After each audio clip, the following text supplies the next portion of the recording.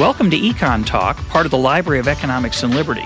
I'm your host, Russ Roberts of George Mason University and Stanford University's Hoover Institution. Our website is econtalk.org, where you can subscribe, find other episodes, comment on this podcast, and find links and other information related to today's conversation. Our email address is mail@econtalk.org. We'd love to hear from you. This week's podcast is a little out of the ordinary. I'm out in California visiting the Hoover Institution, and the start of my visit coincided with Major League Baseball's All-Star Game in downtown San Francisco's AT&T Park, the home of the San Francisco Giants. I thought it might be interesting to explore the market for tickets to the game, a rare bit of field work for an economist. I've always been interested in the market for tickets to concerts and sporting events, particularly in cases where the event's sold out, yet tickets are still available on the street if you really want to go. Usually, that means paying more than the face value of the ticket, what's often called scalping. A word like gouging, which has a strong moral implication. Yet when a ticket changes hands voluntarily, why do we judge it as an immoral act, and sometimes it's an illegal one? Where's the harm? If I value seeing an event more than you do, and you have the ticket, and you sell the ticket to me for more than you paid for it, both of us are better off. In recent years, a lot of cities have legalized the resale of tickets at a price above the face value. Some sports teams have created their own websites to make it easier for ticket holders to resell their tickets.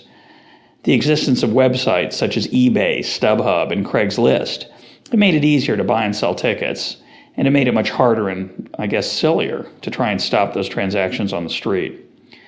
What follows is a set of interviews I conducted with people outside of AT&T Park a few hours before the All-Star Game. Among the people I'll be talking to are Alex, a scalper I met outside the ballpark last summer when I wanted to take my family to a Giants game. Now, Alex is a new breed of scalper. He doesn't even like being called a scalper, not for moral reasons or embarrassment, but because he believes, and I think he's right, that what he's doing is somehow different from what we traditionally think of as scalping. Alex works with ticket brokers, people who buy large blocks of tickets at face value and then try and resell them on the street or through other more formal networks using people like Alex to do the legwork. Unlike an individual scalper who buys low, hoping to sell high, and puts his own capital at risk, people like Alex will earn anywhere from 25 to 50% commission from the brokers they receive their tickets from. And this explains a phenomenon I've seen at a lot of sporting events where you walk up to a scalper and rather than having one or two tickets to sell, he's got a raft of tickets. He's got 50 or 60 tickets. In the case of the All-Star Game, ticket brokers bought large blocks of season tickets to the games of the San Francisco Giants, knowing that season ticket holders would be entitled to buy All-Star Game tickets at face value. As we'll see, those tickets were worth a lot more than face value come game time and the hours before. I hope you like this change of pace from the usual style of Econ Talk. Feel free to let me know, and if you don't like it, we'll be back next week with the standard interview format. I want to start this podcast with two personal stories of scalping. Story number one. About 20 years ago, my wife and I took a trip to New York City. Reading the paper on the bus in from Newark Airport into Manhattan, we noticed there was a matinee of Les Mis, a new musical we'd heard good things about. We headed straight for the theater with our suitcases, only to discover it was sold out. Not to worry, said the intrepid economist. There are always tickets to be had for a price. But the only tickets for sale on the street outside the theater weren't together, and the seller wanted $200 for the pair. Now, the best seat in the house in those days was less than $50. $200 was an enormous sum for the assistant professor I was in those days. We just couldn't justify spending that much money to sit alone. I offered him less, but he wouldn't budge. Then I noticed a young woman near the curb who kept scanning the horizon while clutching two tickets in her hand. Want to sell those, I asked. No, she said. I'm waiting for a friend. 5 minutes before the show began, the sidewalk began emptying out. Our chances of getting a ticket were dwindling. That woman near the curb was still waiting. Your friend hasn't shown up yet, I said to her. I'll give you $100 for the two tickets, and you can take your friend to dinner. Is it sold out, she asked. Yes, I said. It's our only chance to see the show. She wasn't looking at me. She was still searching the streets for her friend. But I saw a moment of hesitation. I took 6 $20 bills and fanned them out in front of her. How about 120, I asked. The speed with which she snatched those bills from my hands startled me. I grabbed the tickets, one of the suitcases, and my wife's hand. Hurry! We raced into the theater just as the lights went down. We watched the first act from the aisle by the doorway of the upper balcony, our luggage at our feet. At the end of that act, they seated us. We found ourselves in the last row of the highest balcony in a theater that seated almost 2,000 people. But after the uncertainty of not knowing whether we'd get in at all, even the last row made those $120 tickets one of the great bargains of a lifetime. It was exhilarating. What a show. The young woman did okay, too. When the lights came up at intermission, I noticed for the first time that the tickets were special tickets for students. The face value was something like $8. I bet she enjoyed that dinner with her friend almost as much as we enjoyed the show. Story number 2. I'm living in St. Louis, and I want to take my 5-year-old son to a Cardinals game. But all the good seats are sold out. The only seats available are center field and the upper deck. Center field and the upper deck at the Old Busch Stadium is not like the upper balcony for Les Mis. It's more like watching the game on TV, a small TV. So I'm going to try and get scalped. It's illegal, but there are usually people wanting to make a few bucks on tickets they can't use. I'm holding my son's hand, he's clutching his baseball glove, and I'm holding up 2 fingers, the universal sign for victory, peace, and in a town where scalping is illegal, holding up 2 fingers is the discreet way to say, I need 2 tickets. A man comes over to my son and me. You need 2 tickets? Yes, I reply. What do you want for them, I ask. Here, he says, ignoring my question and handing me 2 tickets. Enjoy. We did. We enjoyed the game, and our benefactor got the pleasure of seeing the face of a 5-year-old light up with anticipation. Now back to the present and the 2007 All-Star Game at AT&T Park in San Francisco. Okay, we're sitting about 3 blocks from AT&T Park on All-Star Game Tuesday. I'm sitting here with Alex, who's a retailer. He's not a ticket scalper. He will tell you there's a difference between scalping and retailing. And I want to ask him a few questions about his business, and in particular about the All-Star Game and the pricing of tickets. You're not a scalper, Alex? I try not to be a scalper. A scalper's initially a person who would come to an event with little or no money and or tickets and try to extract the tickets from the crowd at a low price and turn around and sell them at a higher price. The primary role that I play is I act as a representative of ticket brokers, the people who have businesses and ads in the yellow pages and the websites that you browse. And when they have the event that's at 7 p.m. and it's 5 o'clock and their office is 500 miles away in a different city, what do they do with the last 12 tickets that they have out of the batch of 100 that they had purchased initially, for instance? So I'm the guy who takes those tickets on consignment for them and then tries to remarket them to the people coming to the game. So that first guy's an amateur and you're a professional. I would say that I deal in quantity. I also do it to the point where I have the ability to develop clientele. One of the fears that I personally have, when you buy tickets directly from some person walking up the street, you have to make a character judgment of them. Is that ticket valid, be it counterfeit or whatever? Has the ticket been used already, where if you were to turn around and resell it, that person would take it to the gate and that person would be refused, and then they're coming back with the police or security with them to deal with you. So knowing that my tickets come from a source kind of allows me to operate on a different level.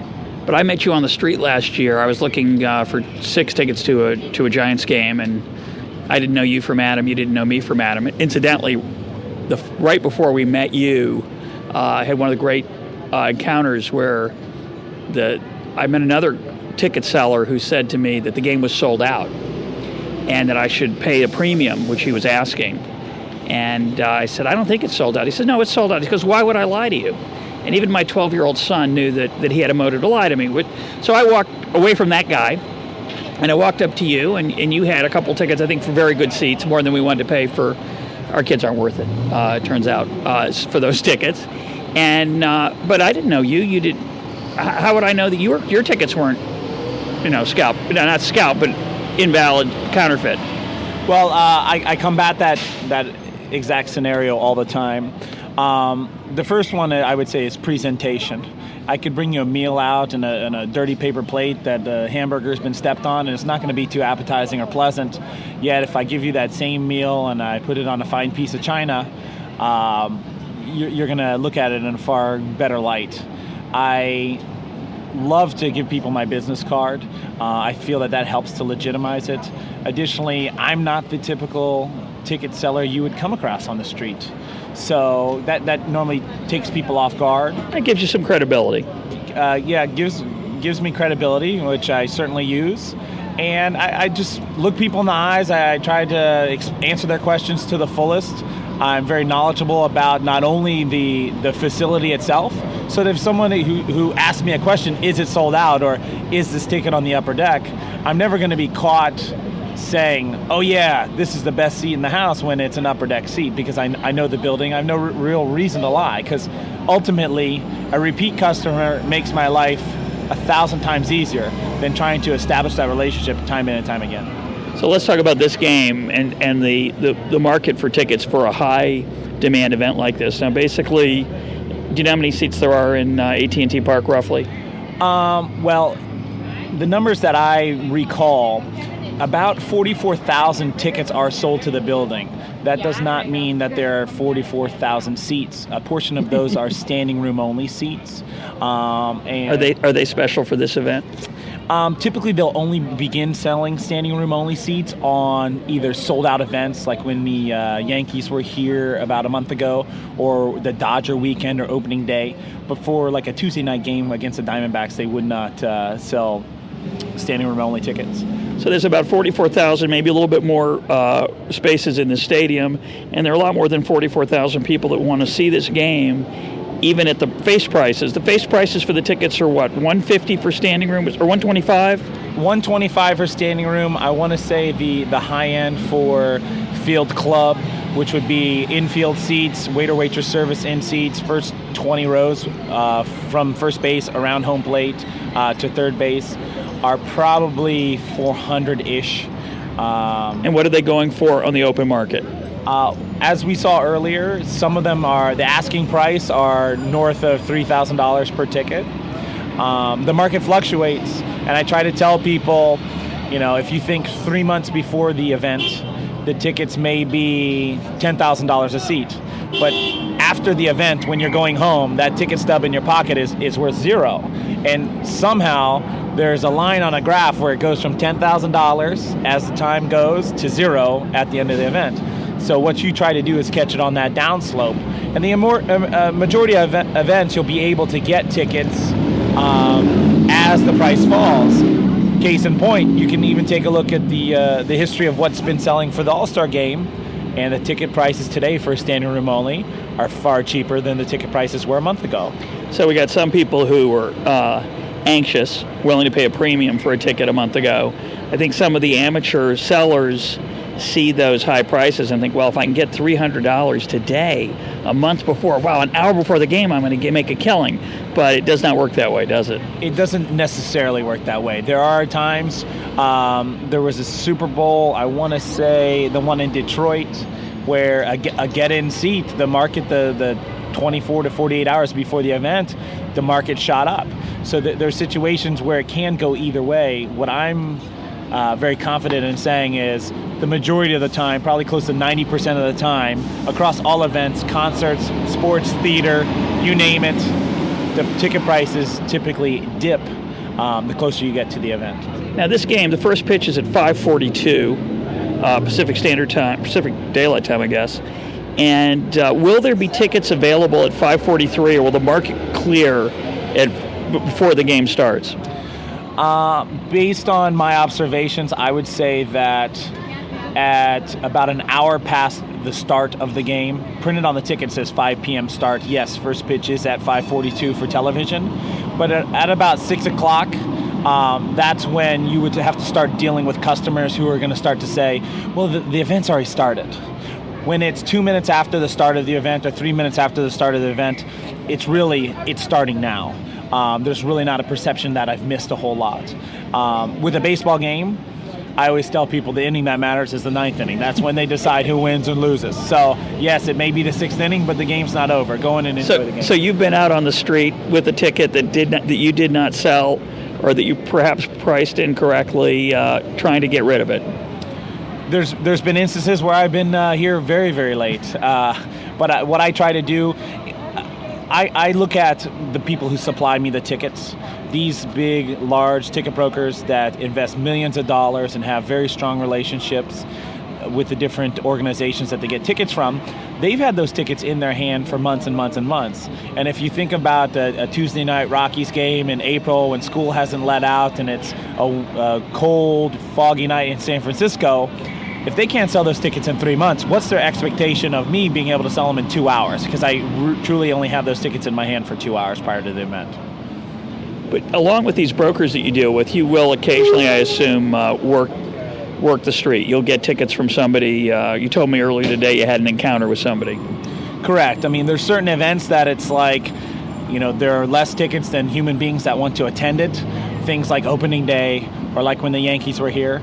Occasionally also I will take a look at what's on the market inventory-wise, and I can see, hey, the Friday night, there's tons of tickets on the market, but for some reason that Saturday game, be it it's a bobblehead giveaway or some other fireworks night, some other reason that the market is good for a particular event, based on my experience, I will try to forecast, and if it makes sense to buy tickets, I'll try to buy them as cheaply as I possibly can.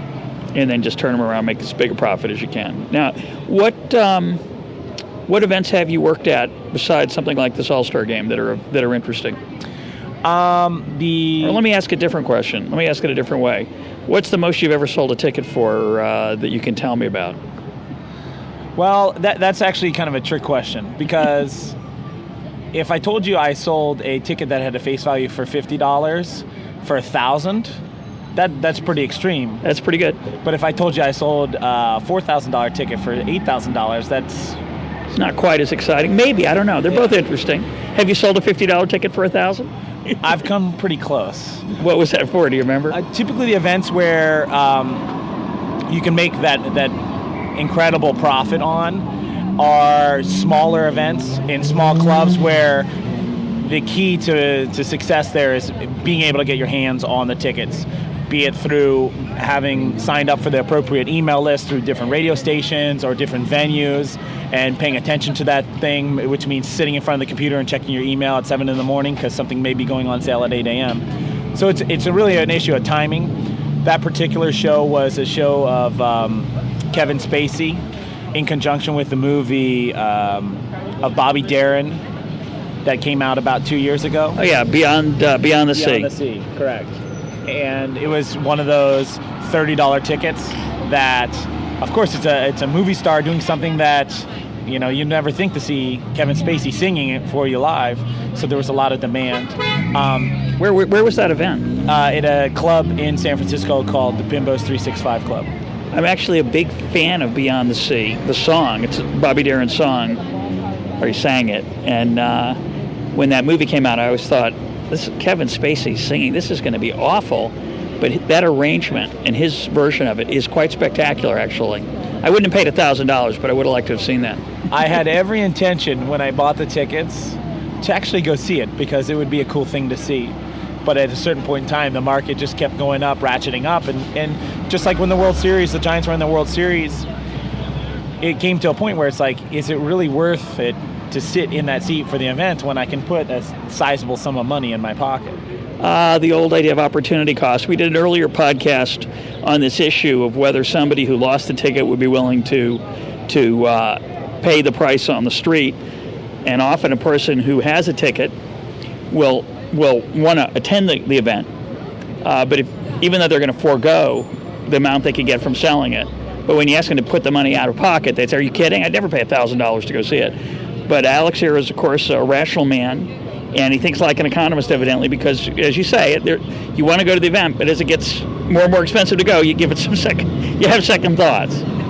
Yeah, I mean, there's been situations like I'm a very huge fan of the rock band Pearl Jam, and when they play in the small clubs, when they do that very, very rarely, and the ticket prices are enormous, and you can make some money, you can pretty much say, well, I'm going to take the money that I would make profit on this small thing, and when they're playing in Topeka, Kansas, where the ticket prices are $50 a piece, I'm going to fly first class to Topeka, Kansas, enjoy the trip, stay in the nicest hotel, sit front row, and it still would be cheaper, and I'd still have money left over in my pocket. You can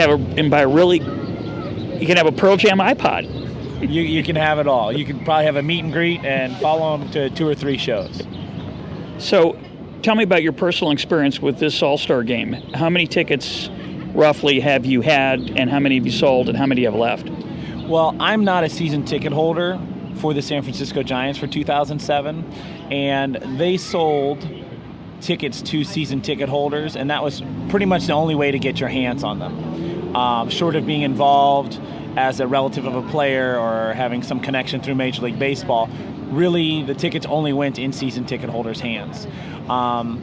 They did have a lottery for the opportunity to purchase a very small number of the standing room only seats or strips, which is a ticket for all the 4 different events that were happening here in San Francisco this weekend. I had submitted my email address to this thinking that I would never get chosen. And surprisingly enough, I got an email saying that there was a unique URL that I could click on and purchase a set of tickets, a pair. I had asked everyone I know if they had filled out the same form to see if they could be entered in this lottery, and nobody had been chosen of the ones that had filled out the form. So I don't know, I haven't met another person who had. So I had 2 sets of tickets for all the events. I had sold the Home Run Derby tickets to a client and turned my, I guess, $100 Home Run Derby tickets, sold them each for $350 a piece. Very early on, that was the key, that I had these tickets to sell. Aside from that, I came across yesterday, which was the Home Run Derby day, a person who had tickets for the All-Star game but needed more tickets to the Home Run Derby, and they wanted to trade. So between giving me their their All-Star game tickets and some cash, I gave him some great Home Run Derby tickets, far better than the bleachers that he had given me, and I had given him far more. I gave him 5. He had given me only 2 tickets. So the math worked out, and it made sense. So here I have this pair of bleachers that have a face value of $150 a piece on them, and immediately the first thing I did was post them up on StubHub and all the other broker networks to try to sell them retail where I wouldn't have to work too hard. At about 4 o'clock, so an hour before the printed start time, if they haven't sold, I will take them and I'll hit the streets. And since I'm not worried about moving a large sum of tickets, I really only have to find one customer. I don't necessarily have to be so outward with tickets in my hand, screaming tickets, and asking people questions. That type of behavior may work for a regular season game, but for an all-star event or high-profile event with the number of security and police officers here, you can't be out in the open doing that. You have to kind of use discretion and go around the corner to conduct your transaction. Well, earlier today, I walked up to a policeman. I asked him if you were allowed to scalp tickets here in San Francisco, and he said, no, but you can. He said that it's against the law, but we don't enforce the law except on San Francisco Giant property, meaning presumably the stadium itself. So it's a strange market. It is the law is that you can scalp tickets in San Francisco, although it is legislated to be illegal as far as I can tell. A distinction between law and legislation we talked about in an earlier podcast with Don Boudreau. Now, economists have always been big fans. We're about the only group that thinks that what people identify as scalping is really okay because it puts the tickets in the hands of the people who value it the most, and we kind of like, economists tend to be fond of that kind of thing. I'm curious that the world of reselling of tickets, though, has changed dramatically in the last few years. It used to be it was all a black market, informal activity, people on street corners. Now, 2 things have changed, at least 2 things that I know of. One is the teams themselves have gotten into the reselling market. The Giants have their own website where season ticket holders generally, I guess, can resell tickets. And, of course, StubHub and eBay have changed things. I'm curious if you've noticed that on the street. Have you experienced, how did that change your life and your activities? A little, a lot, not at all? Well, the customer is certainly more informed. If I were to think back to when I first started, before things like Craigslist and eBay and StubHub, I mean, it was a free-for-all, and that's when people did not have the faith that they could go and attend an event. You know, they planned ahead. It was just a different time. It doesn't really affect me too much. I like an informed customer.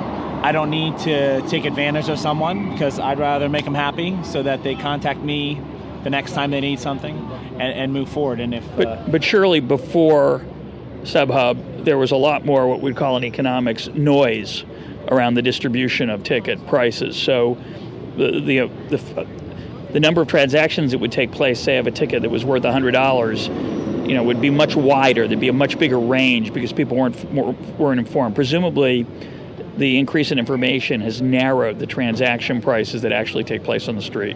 Yeah, the price certainly has been firmed up because the selection offered to a prospective attendee of the event can see, like, there's 20 guys and they all have the same thing, be it a bleacher seat or a standing room only seat, and all their prices are pretty narrowly ranged there. Okay, I'm across from the stadium. It's a little loud here, and I'm talking to a gentleman who's selling a very unusual item. It's these are plastic sleeves for holding your ticket. It's kind of a souvenir thing, and you get a little ticket lanyards. Ticket lanyards. And how much are they? We're selling them for $10. $10. I heard you can get them for $5 around the corner. Is that true? I'm not too sure about that. Okay, well, we hope that's not true. Yeah. Who would buy such a thing? Someone that wants to put their ticket in a holder. What if you don't have a ticket? It's kind of an interesting souvenir. You can put your passport in there, your driver's license. You think? I've seen a lot of people carrying different objects in them. One guy had different things. I don't know what it was, but it seemed to be papers. How many do you have there? There's about 30 around my neck. 25. And what are you going to do if they don't all sell? You're going to lower the price? You're going to keep them at $10? Most likely, this is the first option. I don't know. It depends. What do you think I'll be able to get them for if I come back in an hour? I'll give it to you for $7.50. Just okay. If you have some left. Where'd you get them? Huh? Where'd you get them? My uncle actually had these ordered, so he ordered them from the game. Well, good luck. Yeah. So you're here for the game, but you don't have a ticket. Right. So what are you going to do? There's a free spot back behind there by McCovey Cove. So I'm going to go over there. I have some friends over there that like to catch baseballs. They're here for every Giants game. I mean, I know people that have caught Bonds' big home runs, the ones that broke Willie Mays and all. So you're going to stand outside. When you say a free spot, you mean you're going to stand outside the stadium? Well, the free spot means you can go in for 3 innings. But for this event, you have to wait in a line, and the line was shorter earlier, but now it's going to be huge. They also check metal detectors over there. So you either wait in that line, or you can go over the bridge to the left, and you can see the big screen. That's why I have my binoculars. Oh, that's cool. Do you live here in the city? Yeah. How many games a year do you go to? Well, when they were at the Stick and the games were cheaper, I mean, some years I made 25 games, 30 games. But of course, tickets were a lot less expensive than they are in this place. So, is there a chance you'll buy a ticket today? Not for $250. How much would you pay? Maybe $100. Okay. Well, but you have to wait till the 5th inning to probably get one for that cheap. And I don't think you're going to do it today because there's just not a lot of tickets floating around like yesterday. Yesterday was the Home Run Derby. Yeah, yesterday was the best deal I saw yesterday was a season ticket holder had a $150 seat in a box seat for $50 he was selling it. I got it very early yesterday. And this was the deal of the day. But he couldn't even get anybody to grab that then. I'm sure he did later. For the Home Run Derby or for the box seat, $50. And it was a legitimate ticket because he did have the kind of ticket you get when you're a season ticket holder. Oh. Well, thank you, sir. Sure. Okay, I'm talking with Alex again. We're outside the StubHub. What do we call this? Last minute tickets. Last minute tickets. An interesting thing. StubHub's basically an internet business, but in certain places, more than San Francisco, or just here? Correct. They have in a few places you can pick up a ticket minutes before the game starts, and close to the venue also. Right, which is we're about maybe a third of a mile from the baseball park, and that's the door closing you hear in the background. I'm asking Alex a really interesting economics question, which is a lot of venues will price their tickets such that it's worthwhile for brokers to come in and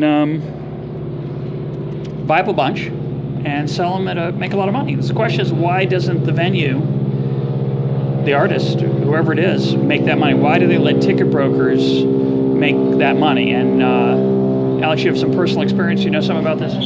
Yeah. You can take a look at a venue that, let's say, has 1,000 seats, and the very front row, the best seat in the house, is the exact same price as the very worst seat up in the balcony. It comes down to pricing the venue efficiently. So does that mean that all the orchestra seats are $50 and all the balcony seats are $20? Or is it calculated down to the point where we can say the front row is $500, the second row is $490, the third row is $480, et cetera, et cetera. So truly there's a price for every single budget out there. When I asked that question to people in the business, the standard response I received from them is, music's for the people, and everyone should be able to go in and pay the same price. You know, we're all going to the show. That's beautiful, except in most things, be it sports, be it a Barbra Streisand concert, be it the Beatles, music is for the people, but the people who are making the music tend to like to make money, and they're giving it away, not to the people often, but to the brokers. So what's that about? Well, it just has to go with how it was to how it is today. You're right. Today, for an on sale, let's say Dave Matthews at Shoreline Amphitheater, not only does the venue sell season tickets that reserve that seat for every single event in that building the entire year, but then a block of tickets are held for the promoters' purposes. There's a block of tickets that are held for the fan club. There's a block of tickets that are sold to the general public. There's a block of tickets that are held to be sold through what's the latest thing that you see is the auctions that take place directly from Ticketmaster in an effort to try to squeeze out the broker business. So they're trying, I mean, it is shifting away from the people, but when asked as to why it is how it is with this inefficient pricing where one ticket price is for the entire building, and why it's been that way for years and years and years, the answers that I received were, it was done because the music was for everybody. You know, there shouldn't be different classes of people that only the rich people get to sit up front. But of course what happens is that the broker gets the tickets, prices the tickets up front at a much higher price so that the people who have the money or the desire to pay the larger amount do get those seats. The puzzle is why the venue is willing to sacrifice that money. Now, one answer that economists give is that, I heard this from Earl Thompson at UCLA, is that the worst situation would be a half-filled theater where the seats in the back are filled, but the seats in the front are empty. Right? We can think of three different half-filled theaters. Half-filled in the front, back empty, scattered around half full, and then the worst scenario, the back is full, but nobody's up front. So one argument is that you underprice the best seats for two reasons. One, you don't have to then monitor people sneaking down, which is one of the problems you have if you have only the back filled. Mm-hmm. But the other reason is that the artist doesn't want the back filled, he wants the front filled. Correct. And if the back is filled and the front's filled, the artist gives a lousy concert, it hurts record sales, word of mouth goes around. I don't know if that's true, but that's really the only answer. And when they say it's for the people, we assume as economists that sounds nice, but probably isn't the real reason. Any thoughts on that? Okay. Well, I've seen the buildings where the back is empty and the front is full and all the different arrangements that you've described.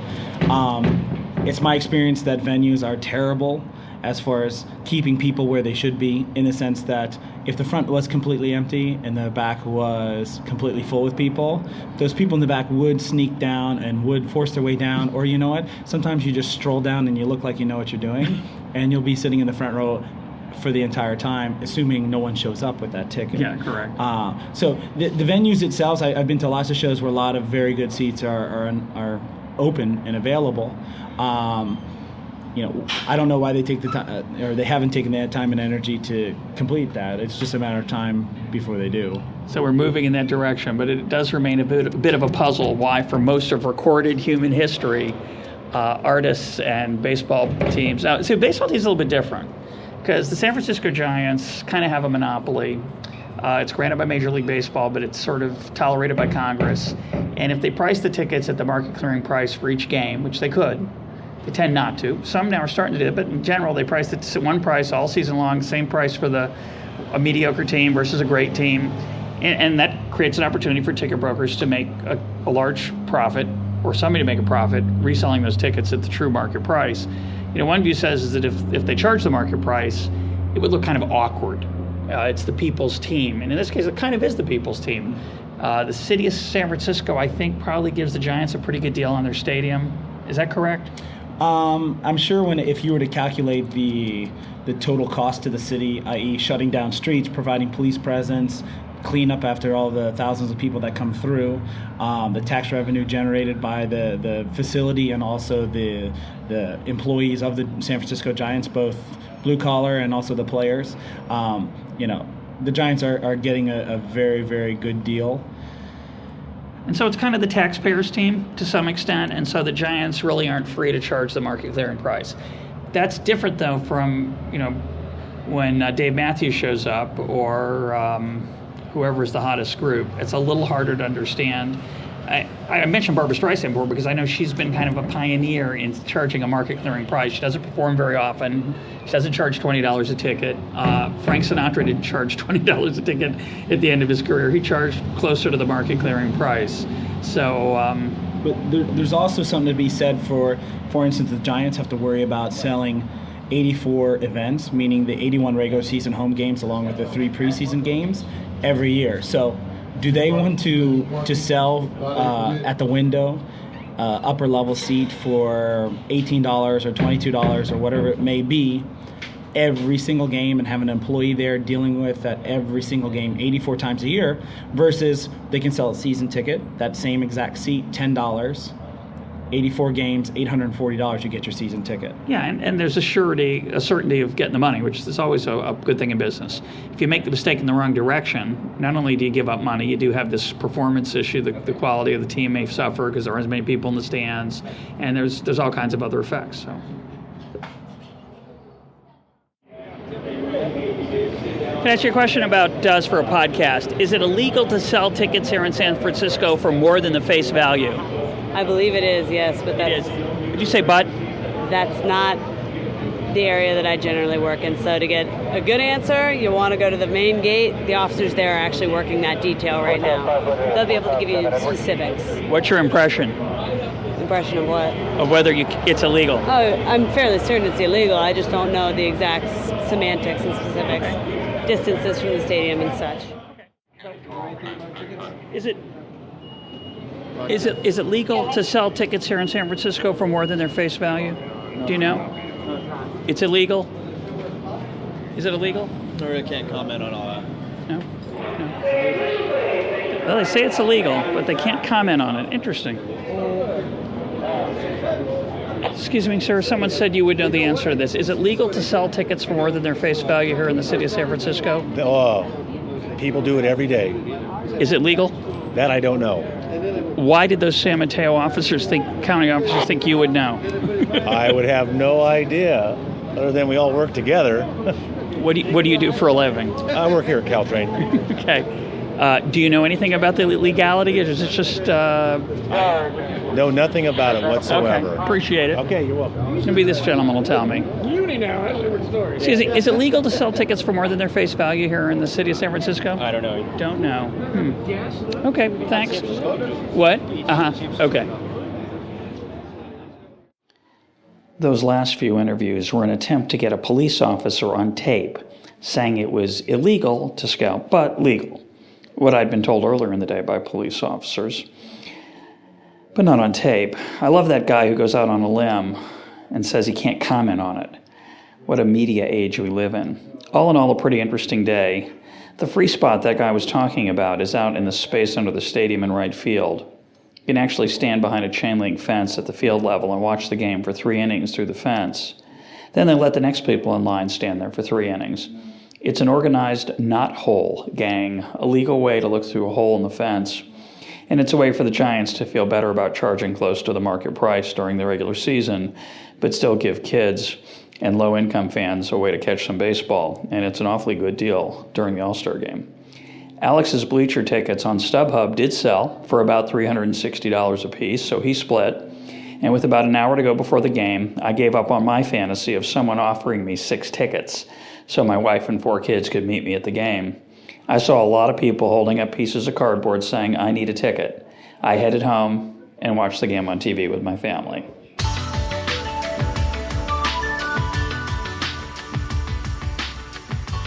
This is EconTalk, part of the Library of Economics and Liberty. For more EconTalk, go to econtalk.org, where you can also comment on today's podcast and find links and readings related to today's conversation. The sound engineer for EconTalk is Rich Goyette. I'm your host, Russ Roberts. Thanks for listening. Talk to you on Monday.